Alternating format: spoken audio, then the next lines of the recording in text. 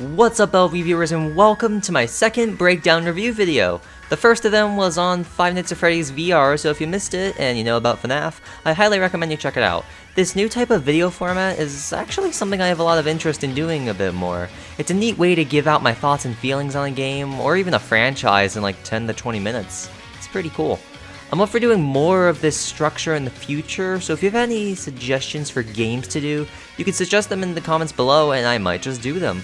But without further ado, let's jump into today's episode. For those who don't know, I'm actually a major fan of Pokémon and the plethora of games in the franchise. I love the creatures, the stories, the characters, the soundtrack, the RPG elements, and so much more.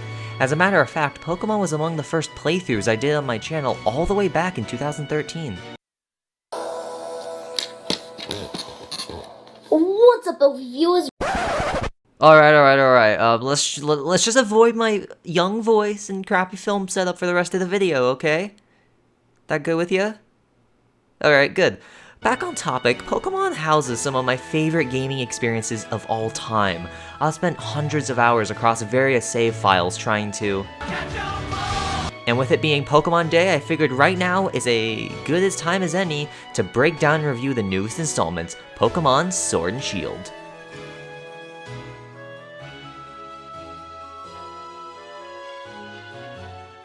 Where better to start than the new Pokémon introduced in the Galar region? A year ago today, the entire world was introduced to Scorbunny, Sobble, and Grookey, the Generation 8 starters. Up until release, more and more of the new roster additions were revealed until the game's fully released. Just kidding, most were leaked like 2 weeks prior, which was a major bummer actually. It kinda sucks. But regardless, I think talking about all the new Pokémon Sword and Shield brought to the table is a great place to start. I'm not going to give my opinions on every single new battler, but here are some of the notable ones for me. My team consisted of a Cinderace, Corviknight, Dreadnought, Obstagoon, Appleton, and Runerigus. And yes, because I have an Appleton, that means I picked Shield up at launch, and I'll go into reasons for that later on. Other favorites of mine from Galar are Centiskorch, Poltegeist, Morpeko, Surfetch'd, Galarian Ponyta, and Mr. Rime, all being respectable mons from the region to me. They're all pretty stellar. But on the other hand, the 8th gen also introduced some of my least favorite Pokemon to the series, such as the Impidimp lines. I hate this, and the fossils. I am just not a fan of these guys either. I mean, just look at Arctozolt, you could tell it's not happy to be alive with that painful twitching going on. That might just be my main problem with the new creatures actually. There aren't enough good ones in my eyes to outweigh the average and mediocre designs. But overall, I think the list of new Pokemon is alright. Nothing more, nothing less really. The Galarian forms are a mixed bag for me, but I like the majority more than despising them. It is nice how the regional forms aren't just Gen 1 like the Alola forms from Sun and Moon were though. Speaking of new forms, let's talk about the Gigantamax forms quickly. Don't worry, I'll give my opinion on the whole Dynamax mechanic later on. I'm just talking about the Pokemon designs for right now. I gotta say, Gigantamax forms hit it out of the park. I can't say I really 100% hate any of them, they're all pretty stellar for the most part. I mean, sure, Charizard might be getting a bit too much special treatment, but you can't deny how sick this looks. Butterfree looks like Mothra, Gengar is more spoopy than ever, Alchemy is the new best food Pokemon, Toxicity is so cool, and Snorlax is just hilarious. Welcome to Route 143, ladies and gentlemen. The only forms I'm on the fence about though are Eevee, Dreadnought, and Copperajah. But overall, I think that the Gigantamax forms are pretty cool, even if they are just scaled up Mega Evolutions to me. But of course, we can't skip over the new legendary Pokemon. When I first saw the wolves, I'm gonna be honest, I was a bit let down. They look kinda cool, don't get me wrong. I was just expecting something more unique and in line with past legendary duos. They looked a tad too similar for my taste, but their designs have slightly grown on me over time. Zamazenta is my favorite of the two because, let's be honest, Zacian is just Doggo plus Sword. Not much else. But you know who's next? Every band of box art legendaries has a mysterious third Pokemon that either gets its own game, 2 games, or nothing at all. It's somewhat unclear which treatment Eternatus will receive, but based on the large factor that it plays a pretty crucial role in the game's story, and the announcement of expansion passes, I think it might join the same boat as Zygarde. But unlike Zygarde, I think Eternatus has a fantastic design. This has one of the weirdest looks to a legendary Pokemon we have ever had, and I love it. If there is more to this guy's story, then I'm eager for it. And that's how I feel about the new Pokémon editions. Ultimately, I can't really say that I'm head over heels in love with the designs. They aren't too downright horrible either. I'd say this gen is just alright. It could be much better, but at the same time, it could also be a lot worse. I'm not good with grades, so I don't know, C+, B-, somewhere in the middle? I don't know.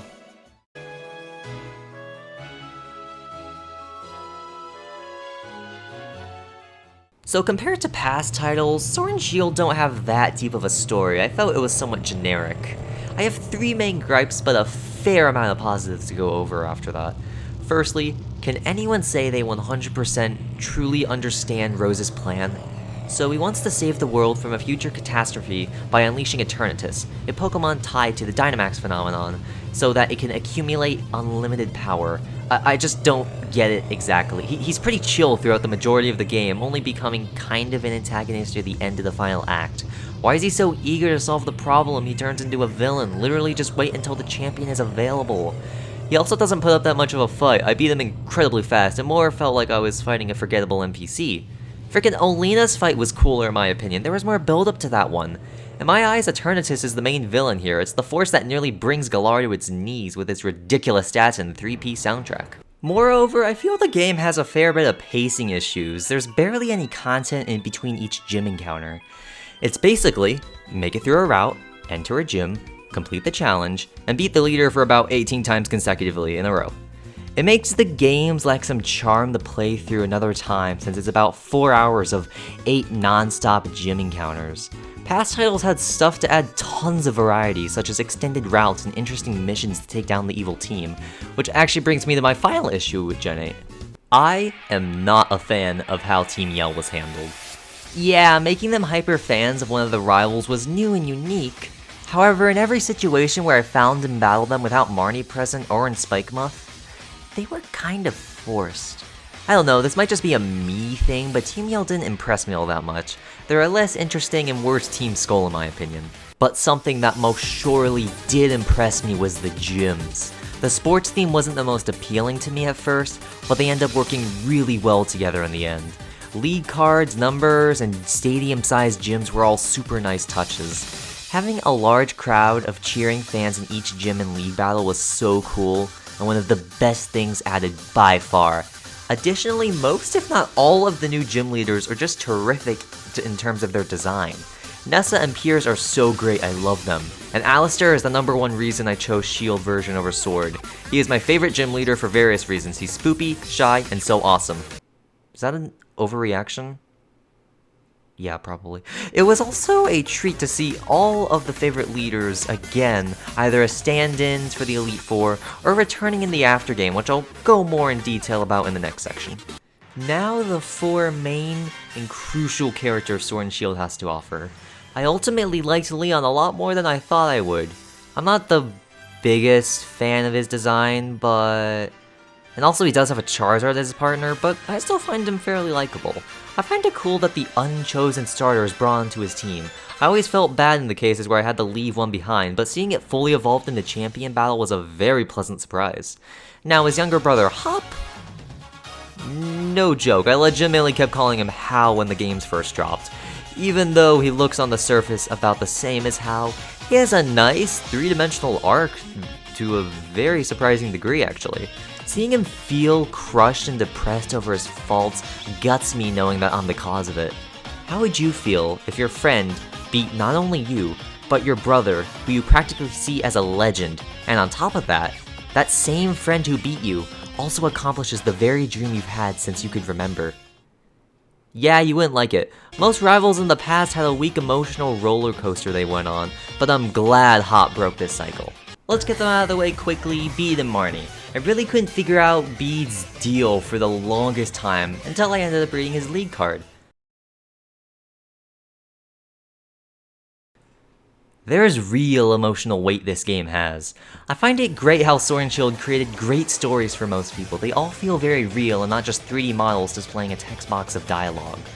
Maybe it's just too easy for me to feel emotions, I don't know. But back on topic, Bede is pretty cool, and him finishing off the game as the new fairy-type gym leader, replacing Opal, is interesting. Marnie is also in a similar boat as to how she takes on the name of the Dark Gym Leader, where she replaces her brother. I don't have much to say on Marnie, to be honest. She's a cool trainer with some cool Pokemon. Same goes for Beat, I like them both about the same.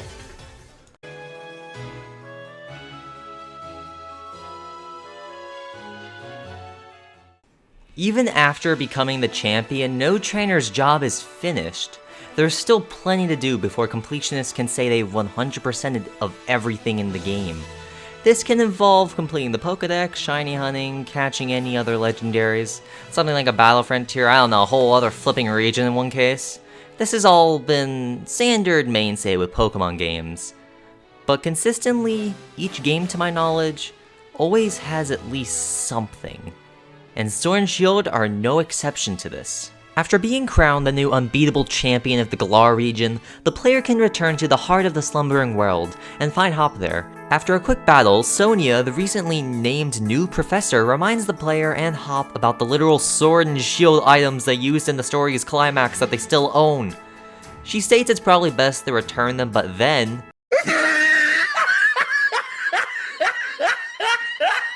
Who designed these guys? I want names! What?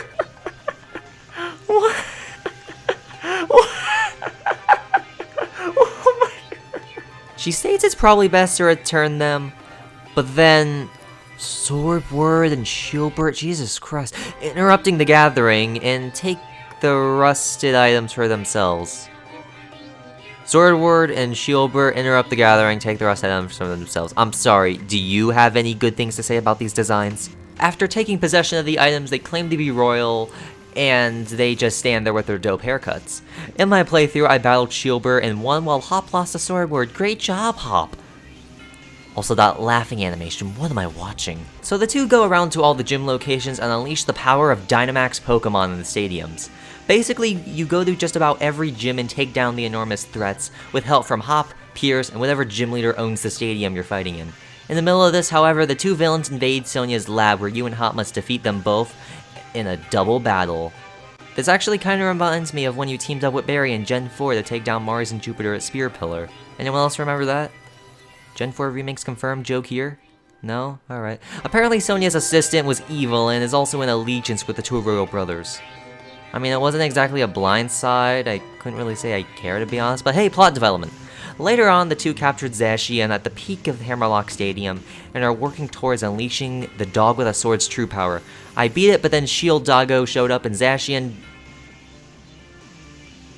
does that. I caught Zamazenta, Swordhead, and Shieldface apologized, and Hop and I had one final battle with his team addition, Zacian.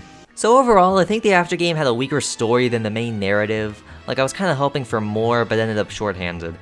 It was still cool though, don't get me wrong, but previous aftergames were much bulkier and better in my opinion. Take the Delta episode from Orazur, the Ultra Beast missions from Sun and Moon for example. A lot more content there, honestly.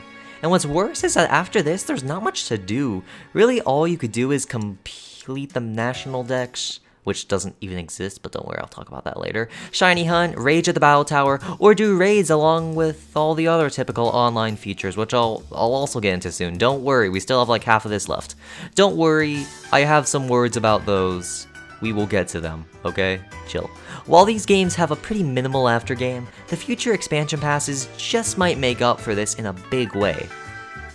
Also, this was written before the expansion passes were, like, the Direct was fully released. This is like an audio clip edition, so I can't talk about the expansion passes, sorry.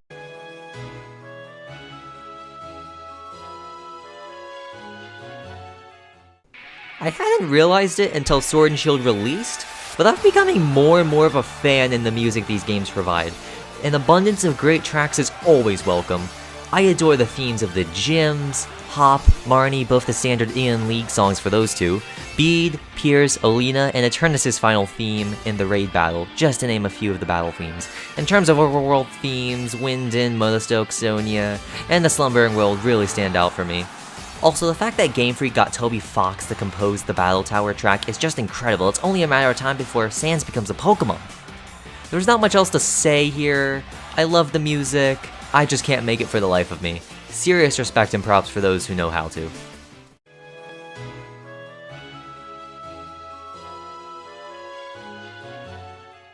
In every game since the originals, Pokemon has always contained separate modes you can participate in outside from the game's main story. One of the headliners is the new Wild Area, a large open-styled location with loads of Pokemon, both common and rare alike. Seeing them roam on the overworld is a really cool feature, and I really hope that this gets implemented and keeps coming back because it's just awesome. There's a lot to explore here, including dens that shoot beams into the sky, and here is where I finally touch base on what Dynamaxing and Gigantamaxing are. Remember when I mentioned those earlier? Probably not. You see, the Galar region is full of certain areas called power spots, which is what gyms are built on this time. These spots emit large masses of energy that allow a Pokemon to increase drastically in their size with help by a Dynamax band, something a Pokemon Trainer wears on their wrist. Dynamax Pokemon, which is what these large versions are called, have access to far more devastating moves, but they can only stay big for 3 turns in a battle. Most Pokemon just grow, but other, more unique creatures change their appearance while being scaled up. Changing size and form is called Gigantamaxing. Aside from the visual change, Gigantamax formed Pokemon have a special attack that goes along with some of their moves. You can Dynamax any Pokemon, but to change their form with Gigantamaxing, you have to participate in raids. These are found by either the dens in the wild area or online communication, where you can join other people's dens. Once your squad is ready to enter the den, you'll be faced with a huge Pokemon, which is either normal or has a different form. If the form is different, then that means it's Gigantamaxed. After winning against it, you have the chance to catch it, and that's about it. I really wish there was another way to get Gigantamax forms for your Pokemon, like being able to revert your own creatures in some way so they can get the new form. Also, we can't forget that raids are pretty much copied and pasted from Pokemon Go with hardly any differences. Also, the idea of just bigger Pokemon isn't too interesting, to be honest. I much prefer Mega Evolutions as a gimmick, but this is still something neat to tie us over.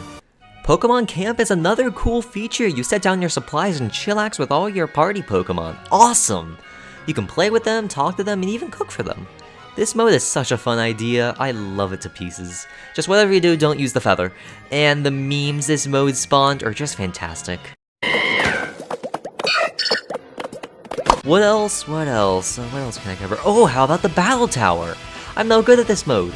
It's essentially endless fights against stronger NPCs, but I feel as if I'm cheated out because some trainers just easily sweep my entire team against my wishes, and it's not fun.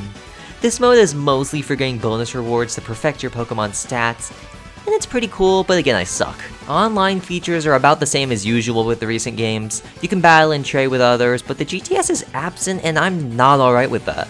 The GTS is an auction-based style of trading where you request a Pokemon while listing one of yours.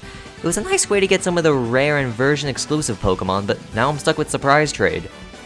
And that's just great. This is basically Wonder Trade, just renamed for some reason. So the game is missing some stuff, as you can see, and there's a reason. Buckle up, this is gonna be long.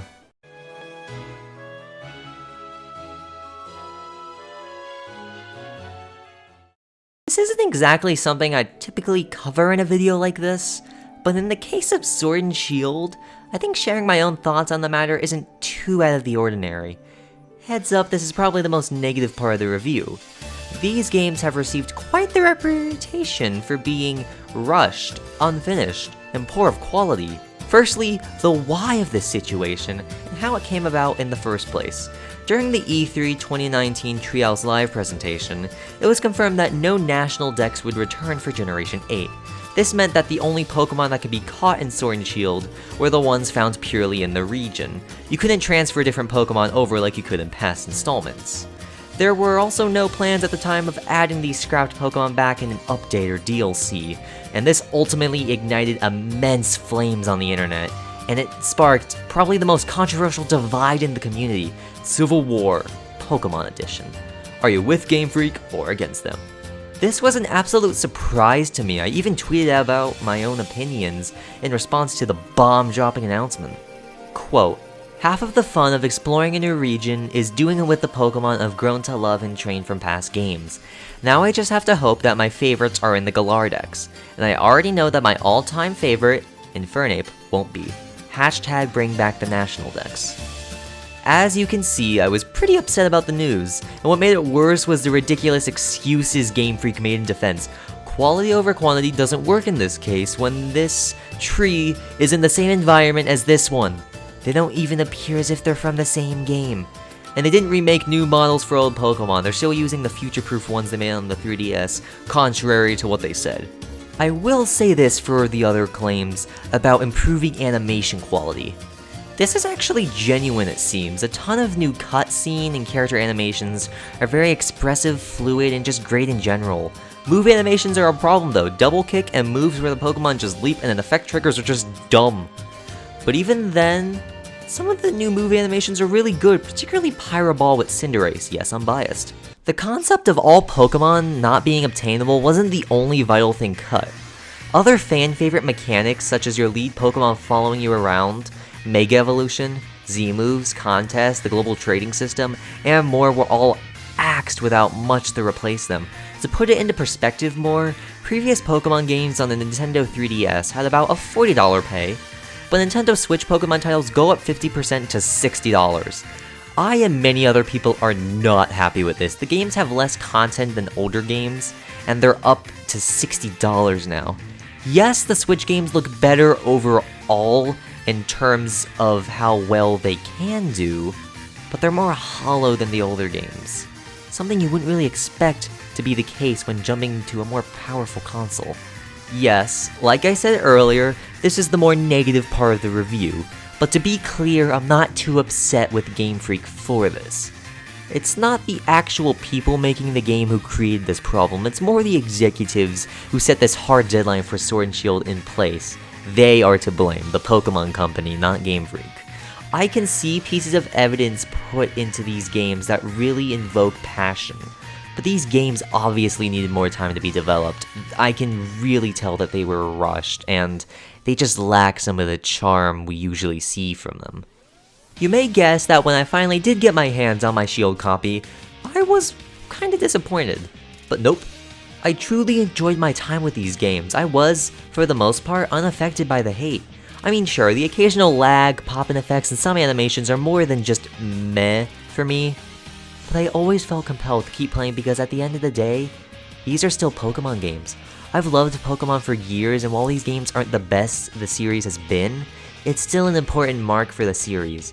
While it may not take full advantage of what the Switch hardware is capable of, I'm hyped for what's next beyond Sword and Shield. Every time a new gen hits, I'm immediately brought back into this great community of devoted fans. And I can say with confidence, Gen 8 made me a Pokemon fan again, after years of not being into the franchise as much. I made sure I went into my adventure with an open mind, devoid of all negativity, and I had a blast.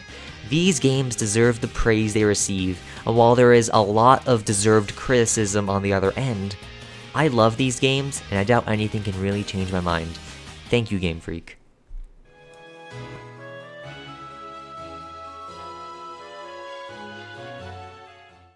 Thanks for watching my breakdown review on Pokemon Sword and Shield.